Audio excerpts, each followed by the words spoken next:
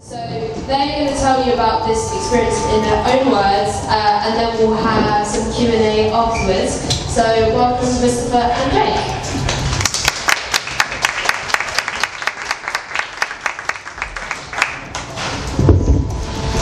Hi, I'm Mustafa and this is Jake. Hi. And today we're going to be talking about something that we've experienced for the past 5 years called a Serious Crime Prevention Order. And so over the past 5 years, we haven't been able to do things like use encryption or buy a computer without emailing the police. And this is called a Serious Crime Prevention Order, and is typically given to serious criminals, apparently like us, because we were involved in a series of shenanigans when we were juveniles as teenagers, and we're going to talk about that. So, why did we have a serious crime prevention order? So, when I was 16, and I think when you were about 18, we spent a lot of time on the internet and browsed a lot of weird chat rooms and forums. And Jake and I met online, I think 2010, and we never knew each other we never knew each other in person. The first time we met each other in person was at the Crown Court. Yeah, the first time we met each other was in court, in a courtroom behind glass. That was 3 years after we met online, and so we decided, like, we were pretty bored as teenagers. Like, there was nothing interesting going on, because I think you were living in the Shetland Islands, right? I was living in a place that didn't really know the meaning of the word internet, and even electricity until the 1980s. There was very little choice between getting involved in a global hackers collective and farming sheep and knitting, that kind of stuff. So we ended up chatting and getting bored. I got involved in this sort of thing through a game of Tetris. I was just playing a game of Tetris with a friend online, and she said, "Wow, you know, there's this thing called Anonymous, and they're attacking PayPal." And so I went into some of their chat rooms just to have a little look and go through. Now, I think the first username I used in the Anonymous Operations chat room was my first name, Jake. And I realized, oh no, this is not it was a bad idea. So I changed it. And it was all downhill from there, really.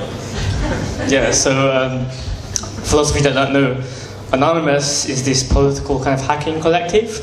They often, back in 2010, 2011, they often did things to support movements like freedom of speech. So, for example, when PayPal and Visa cut off access to donations for WikiLeaks, they launched a denial of service attack against Visa and PayPal, allegedly causing them millions of dollars worth of damage.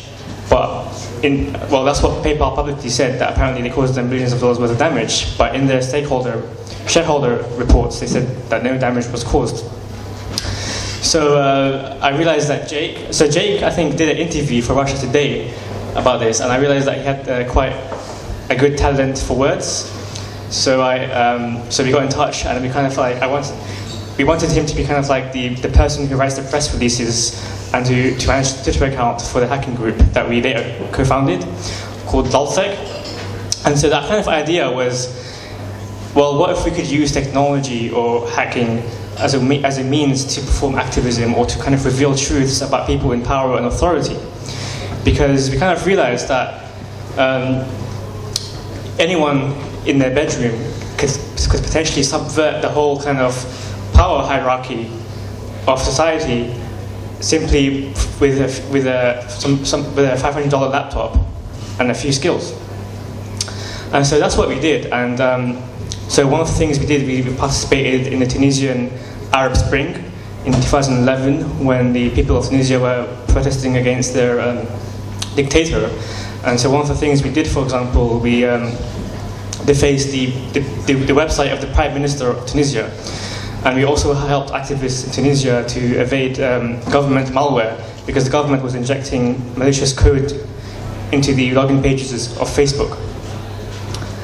And then after that, we started this kind of non-political hacking group, just to kind of like hack for fun, as we said, because we kind of realized that on the internet, people were kind of trusting their data to these major corporations, that had these huge security flaws in them and vulnerabilities, but no one was really paying attention to it, and no one really cared. Because if you found a vulnerability in, let's say, Sony or Fox or any big company or Google or any large company that people used, then often what would happen is you would email them about it, and what they would either do is ignore you and not take it seriously, or they would threaten to sue you. So we kind of wanted to, and this is something that security professionals have been warning about for decades. They've been trying to warn people that there's so much low-hanging fruit on the internet and so many basic vulnerabilities, and everyone's data is at risk. But they couldn't really show that. And so we realized that the only way that we could show that is to actually make this a PR disaster for these companies, and actually hack these companies and publish people's data online. And then it would become a PR disaster for these companies, and they would have no choice but to respond. So that's exactly what we did, and it kind of got way out of hand and much bigger than we expected. So we hacked from everything from Sony, Fox, FBI, what else? The US Senate, Pentagon, the Sun. Yeah, so one of the fun things we did was we hacked PBS and put up a fake article to say that Tupac Shakur was still alive in New Zealand. Yes, and the function of this was to say that, to Mercer's point earlier about the motivations behind the group, at the time, if something was hacked by what the world saw as anonymous, I think most people read the news and thought, okay, they hacked it, but they're this elite global collective in bunkers around the world, like Hollywood Command Style Center. That's fine, they can hack stuff. And then we came along and kind of naive teenage shenanigans occurred, where we thought, okay, what if a stupid stick man in a top hat drinking wine hacked you? They hacked your entire website, but they decided not to leak your information, but replace your homepage with a picture of Tupac. Saying he's still alive in New Zealand, living with Biggie Smalls and story records, because he did it to a local journalist at a sheep farming contest. We went a bit too far with the law. And then we also did the next slide. I don't want to steal your fun. So this was after the News of the World hacking scandal in, I think, 2011, when there was a huge scandal where News of the World and Rupert Murdoch's newspapers were hacking the voicemail messages of celebrities to get stories. And so there was this kind of huge hatred for like News of the World and these news organizations. So what we did for fun was we hacked the Sun newspaper and put up a fake news story that said Rupert Murdoch, the controversial media mogul, has reportedly been found dead in his garden due to, you wrote the story, so you can read it. Yes, the whole idea was that, well, these people are reprehensible. And we talked about something like the Computer Misuse Act in the UK, which we'll move on to later. They can get away with it. They're hacking the voicemails of celebrities and sometimes deceased people in order to get stories. They're rummaging through people's bins, things like that. So we just thought, okay, we're taking over the Sun.co.uk and we're posting a fake news article about it. The Sun.co.uk for a while redirected to our Twitter account. I think it was the start of our downfall because we got 100,000 new followers overnight. Well, really angry Sun subscribers. The Sun, later, after we were arrested and dealt with that way, they posted an article about us appearing in court, and the only thing they had to say was that this was poorly written. And they failed to grasp the irony that we wrote it in a poor manner to replicate the style of the Sun. So they weren't too happy about this. To your point earlier, Mitch, they said that this did about $300,000 in damages. Literally this, but nothing else happened. We asked them to break down the damages and give us a breakdown of how much that image caused and how much this paragraph did. They completely neglected to come back to us. But I'm just curious, where did you get the idea of someone ingesting a large quantity of palladium before stumbling into the Tifley garden? So where I got most of my ideas after the third glass of whiskey. You know this. We were at this point exactly. We had 500,000 or so Twitter followers, which in 2011 we thought was quite a lot. We were in like Wall Street Journal and all of this, with the flying cat in space at the front, and so we just got absurd with this stuff and started coming up with ridiculous, absurd ideas related to people we didn't even see as humans. I mean, he is a lizard. Yeah. But I mean, the kind of whole idea of this was that this wasn't really a testament to how good of how good hackers we were, but it was more of a testament to how poor security that most of these companies had. Like every single hack we did was through extremely basic vulnerabilities that people have known about for decades. Or for example, when we hacked the Arizona Police Department, that was because one of the police officers were using the password 12345. And when we hacked the FBI affiliates website, we found out that most FBI agents were not following the password advice of their own FBI handbook. They were using weak passwords. So for some reason, people kind of were entertained by this. At some point, we had 320,000 Twitter followers, and we were trending more than one direction. That was the goal from the start. Really don't like it. But obviously, crime is illegal, so we were arrested.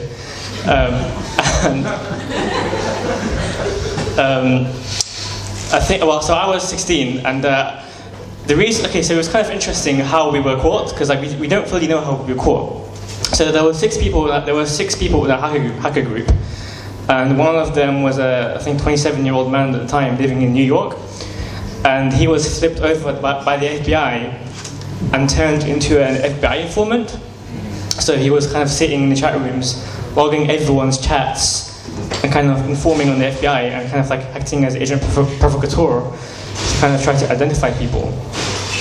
But that still doesn't fully explain how we were caught, because the interesting thing is that in our court indictments, it didn't actually specify how they linked our real identities to our online identities. And this was in 2013, but then in 2014, or 2015 I think, an Edward Snowden leak came out that showed that the NSA and the GCHQ were actually targeting our hacker group, which made a lot of sense. Caught us in our indictment because they didn't want to reveal how they caught us, and I think it's kind of cheating once you're using mass surveillance systems to catch the hackers. And so we were arrested.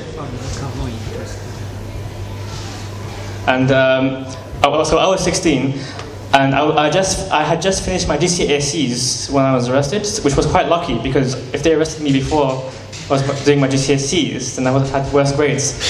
So it was quite lucky that they did it like after my GCSEs. And I was I was released on bail with the condition that I would be released on bail as long as I did not access the internet, or I did not own or possess or use any devices that had the capability of accessing the internet. And I think that's also a condition that you had. And this was quite difficult, because like for me, like, it's hard to realize how important the internet is in your lives until you don't actually have it. As you can see from this diagram, where the internet is like is more important than air or food or water. Yeah, the judge didn't really appreciate that. Didn't really accept that argument. You're right, it's tough, especially when the police confiscated obviously all of our electronic devices and our phones, etc. So at one point, and I was banned from the internet as well, for 2 years it turned out in the end, and I had to register a new phone number, and the phone provider wanted an email address, and I had to say on the phone, no, I don't want an email address, it's fine. And they said, no, you need one. I said, can you create it? Don't tell me the password. Because also in our order was, we weren't allowed to own devices that could connect to the internet, but we also weren't allowed to ask other people to use the internet on our behalf. To the point where I couldn't say, so first of all, I was also banned from speaking to you in an entirely different clause, because I asked someone else, could you check this video on YouTube? I was banned from doing that because they were fearful that it would be secret code, or what if the end of that YouTube URL is a password for some insane encrypted document. Although the question we always get is, how do they monitor this? And I still don't have an answer to that. I don't think they knew what they were doing when they enforced this ban, or who would be enforcing it in real time, or how they would monitor what we were doing. It lasted 2 full years for us both, no internet. Yeah, so I was doing my A-levels when I was banned from the internet, and it was quite difficult because all the homework was issued over email, so I had a lot of detentions for not doing my homework. It's like, what was I supposed to say to the teacher? Like, I'm not legally allowed to use the internet. But I did say that anyway. But and it was the interesting thing is that in these A-levels, in their actual exam, like in their actual coursework marking schemes, it actually says you get more points if you use sources from the internet. So I think it's that's like a testament to how like ingrained or how dependent our society is now on the internet. And like, I think during the time we were banned from the internet, the European Courts of Human Rights actually released a statement saying that the internet was a basic human right. And when they released that statement, they stopped putting these bail conditions on people. I eventually managed to, like after a year, managed to get the bail condition kind of varied so that I could use the internet for educational purposes. They didn't accept that with me. They let me use an Xbox, providing a nice solder over the USB ports, and then I could use a laptop if I rip out the Wi-Fi. Ridiculous. So you were also on electronic tag. I had a home curfew every night with a large electronic tag manned by first G4S, also incompetent, and Serco, very competent. They accused me, they enforced the curfew from 10 p.m. to 6 a.m. every single night. I managed to get it moved from midnight to 8 a.m. after I moved to London. As I said earlier, I grew up in a very remote location, and so finding my way around London was tough without Google Maps and having to get home by 10. If I did get home by 10, the thing would be, the box in my house would be, someone would come around with very thin gloves and like inspect me and inspect the tag. They accused me of hacking it a couple of times because apparently the signal wasn't just going from the box to me, it was going from the box to the pub. And they seemed to think that I was in the pub. And so they replaced the tag arbitrarily 3 or 4 times. On one occasion it just fell off. And they said that I hacked it using some sort of hair trade. So again, you've got this weird thing where the courts enforce these things that the police recommended, and then private security firms like G4S come in and enforce that. And there's this triangle of miscommunication, so no one knows what to do if something goes wrong. You have no idea what you're liable for and to whom you're liable to. Yeah, so we were eventually sentenced in court in 2013, and so I was personally sentenced because I was under 18 at the time of offence. So I was sentenced to community service in a charity shop that sells clothes for deafblind people, and I put that in my CV as volunteering because technically it is volunteering because like I had a choice, like either I can go to prison or I could like do this community service. But I think everyone else was sentenced to some jail time. I received a 2-year sentence, although I hardly had to serve any of it due to the time spent in the electronic tag. Apparently in the UK, if you spend 1 day under home curfew, that counts as half a day in prison.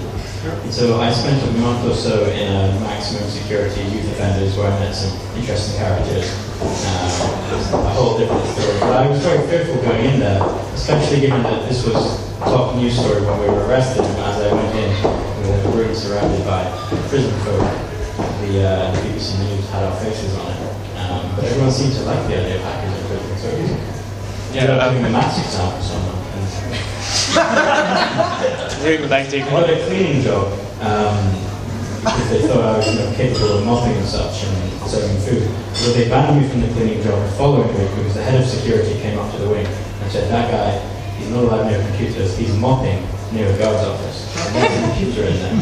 So they threatened to put me on isolation. I made some joke about how in Russia, someone else flew a helicopter over a prison and people escaped. And in miscommunication, they thought that I was trying to escape by So they tried to put me in this sort of straight-jacket suit with monitors on it and such. And I tried to have a little bit of fun with it as a coping mechanism by writing nonsense encryption on letters and sending them out. Very fun times, and some of this bleeds over into the serious crime ranking, which we're going to talk about now. Yeah, so because apparently the prosecution said that we were latter-day pirates at the cutting edge of cybercrime, which isn't really true, because I don't think it's really the cutting edge of cybercrime if you're hacking a police officer who uses the password 12356. Sorry? That's one of the strong passwords. Yeah, that was one of the better ones. 5 characters. So they managed to convince the judge that we needed a serious crime prevention order because it was serious crime, and which lasted 5 years from 2013 to 2018, and it expired last month. Yeah, last month. So now we're not serious criminals anymore. Now we're just regular criminals. And so, what are some of the terms? So here are some of the terms of my serious crime prevention order. So originally they tried to put in a term that says every time I use the cloud, I have to email the police. and my lawyers are like, do you even know what the cloud is? Like, how do you define that? So anyway, they removed that clause and they replaced it with these clause. So it says, I may possess, use, or control one or more laptops, personal computers, or other physical devices capable of accessing the internet, provided that for each item, number one, each item has the capacity to retain and display the history of internet use, and that remains enabled. So that means I can't delete my browsing history, and I can't use private browsing.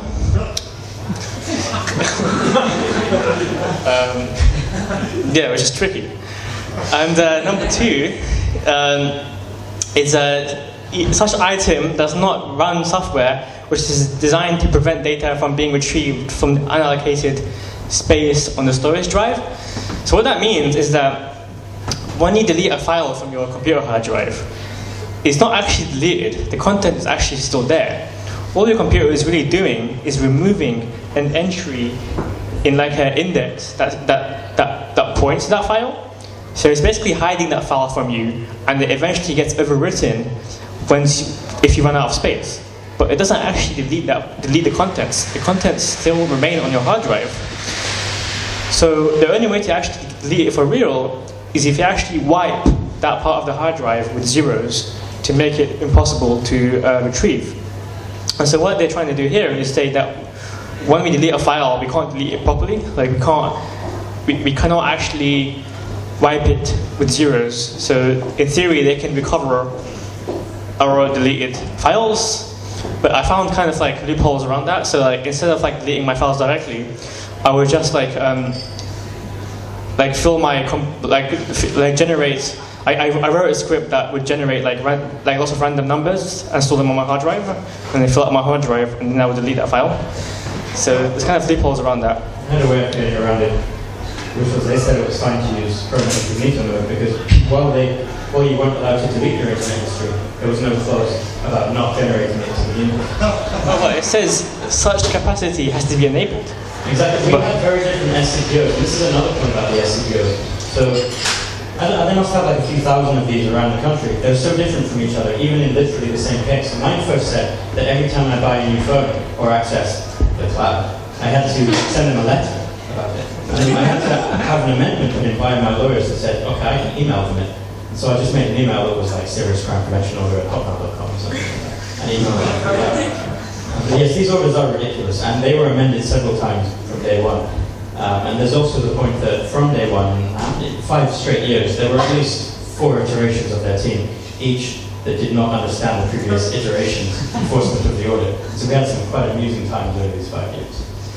Yes, the third point was that my laptop or device cannot be encrypted other than factory installed encryption or encryption used in the course of employment or education as notified in some other clause, or the encryption of passwords used for legitimate purposes. And any encryption password or key, it must be provided to the police on request. And but to me, everything is employment or educational purposes, so I did it anyway. And it's basically trying to prevent us from encrypting our hard drives, except for educational purposes, which I did for educational purposes. And also, they said that they could apparently ask for our encryption key, but they never did, which is good. And the fourth point was that device, safe for the purposes of employment or education. That basically means you can't install virtual machines on your computer. So, apparently you had 16 virtual machines on your computer when you were arrested, so they were kind of scared about that. They didn't. I asked them at one point if I could use an Amazon EC2, and they were really scared of that. They said that that's part of the cloud. They defined the cloud as 2 parts of a cloud. They said there's the cloud where you put files, and then there's the cloud where you access files. And they said I couldn't access the latter cloud. But the annoying thing about that for me was that, so I wasn't allowed to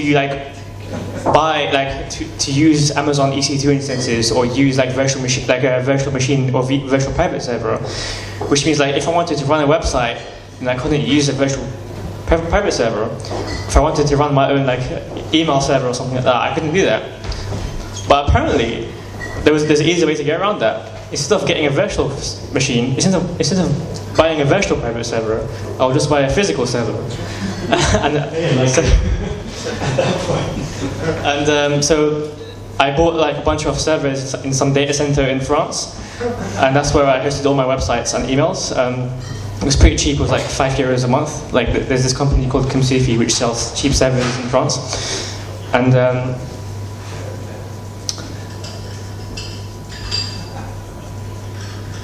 so also I had to, every time I bought a new laptop or a device or a server, I had to notify the police. I had to email them to tell them the name of the device. I don't know what that means. Like, do you give your device names? Like, anyway. So and then the serial number of the device of each device, and the location of where it is usually kept. So I had to tell them that the server is located in France, and I had no problem with that.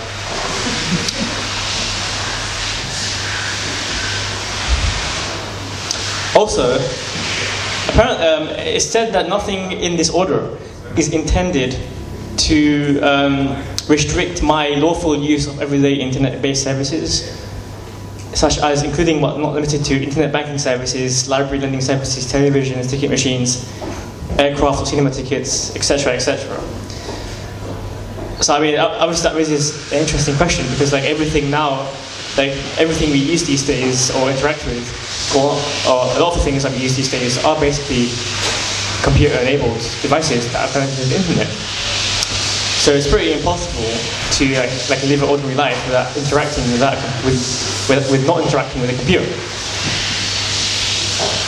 So these were all the emails I had to send to the police. So like every time I had to send them an email, I had to put a read receipt. So every time they would open the email, I would get like a notification that they had read the email.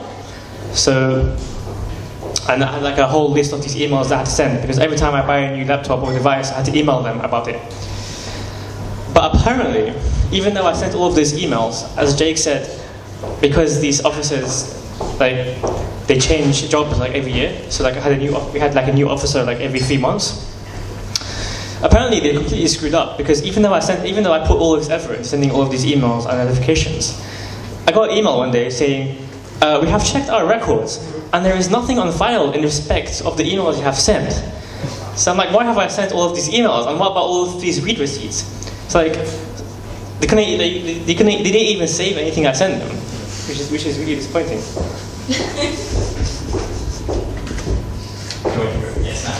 And we learned that over time. I'm going to talk a little bit more about the human interaction with the serious crime prevention order people. As you said, they changed a lot. Some of them were new to the police force. Some of them were very senior officers in other departments that came to this and were handed our serious crime prevention orders and just shook their heads at them. So, for example,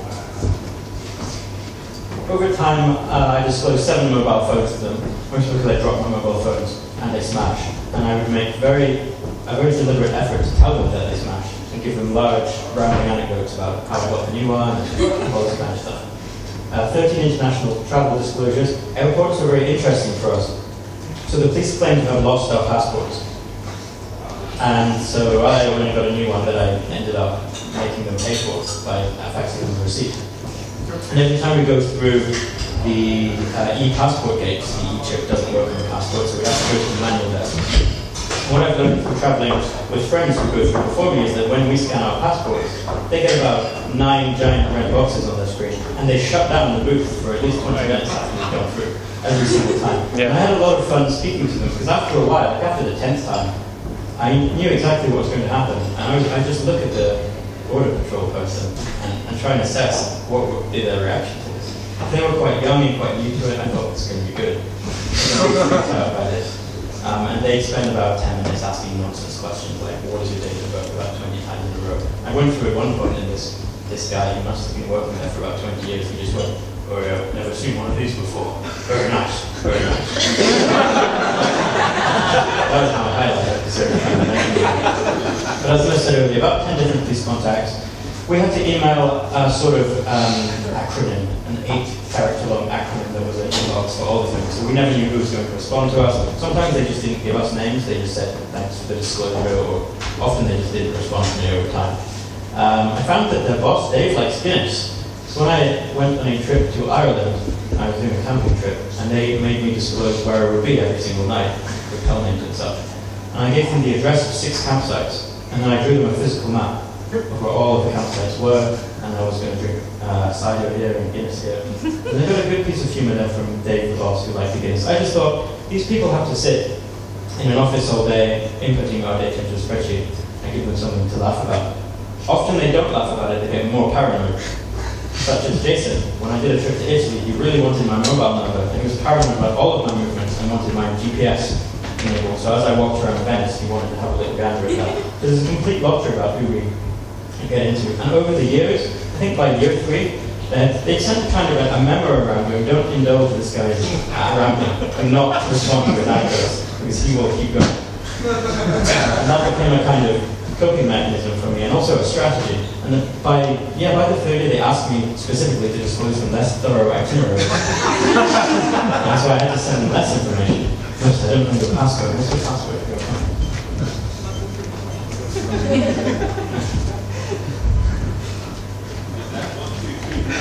That's it. That's the one.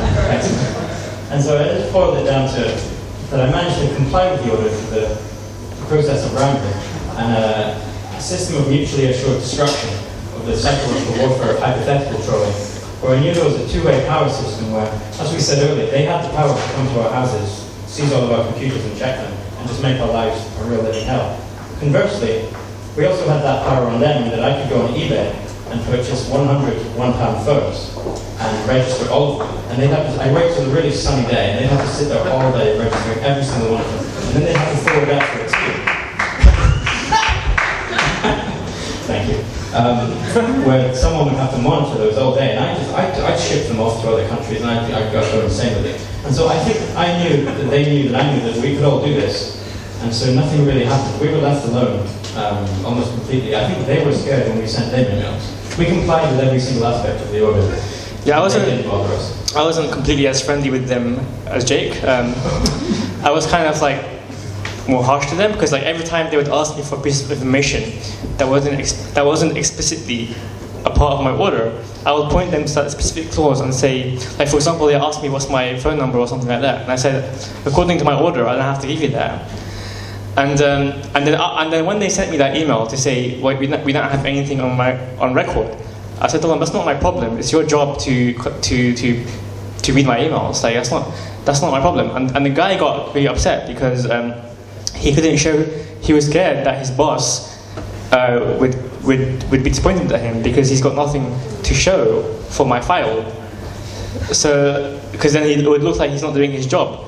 So they actually made me come to the police station with all my devices, and then they're like, okay, here's my devices. Can you open my laptop? And then he asked me to open my laptop, so I did. And then he was there. He just like he didn't know what to ask me to do because he knew nothing about computers. He just like, oh, open my laptop. Okay, what do you want to do with my laptop? Like he didn't know what to say. So he said, he was just kind of like trying to show his boss that he was doing his job. I took advantage of the situation by asking them about everything when it came to operating system and what is and isn't allowed. Because when they say we're not allowed to install software that shreds files, removes them from allocated space, I go, well, I can't be allowed a Mac then, because a Mac in terminal has a shred command. And they went, no, Mac is fine, that's Windows 10, yeah, you can use Windows 10. Ubuntu, Cubes and Kali. I think they went to the website of Cubes and Kali and saw a dragon and the word security privacy. And they went, no, you cannot use those. Amazon EC2's banned. VPNs, they're okay if they're based in the UK, apparently. I use a VPN in France. They said no to me. I said, I'm going to set one up in Germany. And they said, that would be a massive breach of the order. You set one up in the UK, and you can route it through Germany, but tell us how. And so to that note, they said, Tor, no, but Chrome Incognito allowed. Tor, obfuscating the internet history was disallowed, but not generating the internet history was allowed. And then I asked them one day, this was about 4 years in, so we were talking to like iteration 7. of the team. I said, what is encryption to you? I was kind of a sort of cheeky philosopher. So what do you mean by that? Because everything, because this was enforced in 2013, even as we moved to 2016, 2017, the nature of encryption began to change and the understanding of it. And so I said, well, we use HTTPS, etc. What is that? And he just responded, BlackBerry with PGP, we don't want you using that, but everything else is fine. So no, I mean, technically, I think they're wrong here because I agree. Because the SCPO actually said we're not allowed to encrypt our devices, but it never said anything about encrypting our communications. So I think technically things like Tor or VPNs are fine, and they just didn't know what they're talking about. Exactly. So I'm going to share my favorite example of this, which is when I got a new Samsung after the old one smashed. I sent them just something like this. Oh, you won't believe it. The phone I disclosed in my last email, this was only one thread, which was about 3 years old. The phone I disclosed in my last email was smashed. This time it fell out of a locker when I was grabbing my coat. One small crack in the Samsung screen is apparently enough to obliterate it. Anyway, I got another Samsung, the one that apparently overheats and sets itself on fire around it. And I hope that doesn't happen, otherwise I'll have to disclose another one. I also got a pair of Gear VR goggles with the phone, which, don't worry, are designed to enter virtual reality, not create a virtual computer. It's the same phone, the same number, the same color. I'll pull back again, I always disclose the color. The iPhone and the Samsung. And at this point, I got an email back. It wasn't even from a person. It was just from their mysterious acronym. It didn't even say hi. It just said, thanks, Jake. That's all they would send back. And in the past 12 months, they've sent nothing. I even sent them an email last month as the order was expiring to say, oh, it's 5 years, we'll have to part ways now. Is there some kind of closing ceremony? We'll have to sign a document. And they just went, no, it's fine. No need for anything, it's fine. And they said, we might arrange a home visit, but I don't think we will. So I think they left us alone after that. And I don't know what you've learned from it. My main lessons, they don't make any sense. And the people behind them now admit that they don't make any sense. And they were all put together on the fly, randomly. And they changed so much over the years. And as we say, these kind of orders are not designed for folk like us, the sort of shenanigan makers and try and mess with them. There are serious sort of people that have these to stop serious crime, to prevent serious crime by annoying. And I don't think they knew how to deal with us, and I don't think they wanted to deal with us. And I think they admit now that these orders aren't applicable. And to your point earlier about the internet being a human right, totally agree, I think we all would here. There's no way an order like this can apply to hackers, no matter what they did. It doesn't make any sense. Yeah, I mean, in theory, I can see the point of them in theory, because like they're kind of trying to, like, they're not just using like computer crime cases. They're also like using, for example, like fraud cases or like sexual abuse cases. So like in fraud cases, for example, they might say, for example, you have to disclose to us all our bank accounts. So in theory, it's kind of like supposed to frustrate or frustrate people who might be repeat offenders, or like try to make them think twice before they do a crime, or make it easier for the police to investigate it. Now, in theory, it sounds like a good idea, but like in practice, like all of these officers, like they're hired, they change jobs every 6 months. Like they just like following a checkbox. It's kind of a waste of resources. And also, specifically in the case of computer crime, like computer criminals have like an almost 0% rate of reoffending. So it doesn't really make sense in the case of hackers. And all it's really kind of doing is kind of, if it wasn't for the work or educational clause, then it would have been a serious problem. But because of that, and because my lawyer got that approved, then it didn't really have a huge impact in my life. No, I don't think the SCBO had an enormous impact. It made the mentality of travel a little frustrating. Because if a flight was cancelled, I'd have another burden, which was to email the police and stop them arbitrarily raiding my house. And I think that would have been more tolerable if we had known, if we could put a face to it, or a constant, reliable other party. But because when we sent them anything from phone disclosure to travel disclosure, we weren't sure if anyone would get back to us, or if someone really grumpy would get back to us, or if someone trying to show us a show of bravado to improve their ranking in serious crime prevention over lifetime offender management unit squad. I felt a real uncertainty with everything that we're disclosing and doing, because you never know. Well, sometimes I have to tell them, okay, I'm installing this, but some of you might think this is encryption and some of you might think it's not. So I'm going to tell you now that I'm using it in case one of you in the future decides retroactively that it is encryption and causes me hassle.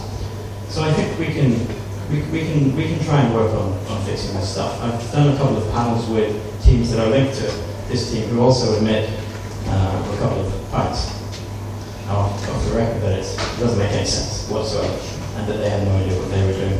But I agree with most of the points. Some of these are applicable to real serious fraudsters where it involves disclosure of bank accounts. There are some sillier SCPOs out there, such as a guy that was banned from all coin-operated ticket machines. Found a way to abuse them. Someone was banned from a sewing machine for 10 years because they were using that to create some sort of, I don't remember what they were doing, money laundering by sewing, something like that. But in our case, it was very silly. But it is over now. May 16th, I think, 2018, right? 5 years, so this is the first time we've really talked about this. I guess that's everything. If you have any questions about this wacky order. I couldn't bring my order here because a museum in Manhattan decided to put it in a display case, which is very surreal, but it's cool that it's up there so everyone can go with it. Yeah, they put his SCPO in a display case, but a friend out of the blue who lives in New York, she sent me a picture of it. I'm saying, hey, look, this your friend's Jake's name is on here, and it's not. And it turns out his address wasn't redacted properly. It was like a felt tip pen over it. But if you look closely, you can see the address. So his address was displayed on this museum. I decided to ask them to redact it, and they used a Sharpie, which you can see through with a high brightness on a phone. And so that's another post-SCPO tale. But I hope we don't have to disclose to the SCPO people. This will be a massive ridiculousness. Okay, let's open it up to questions. Yeah.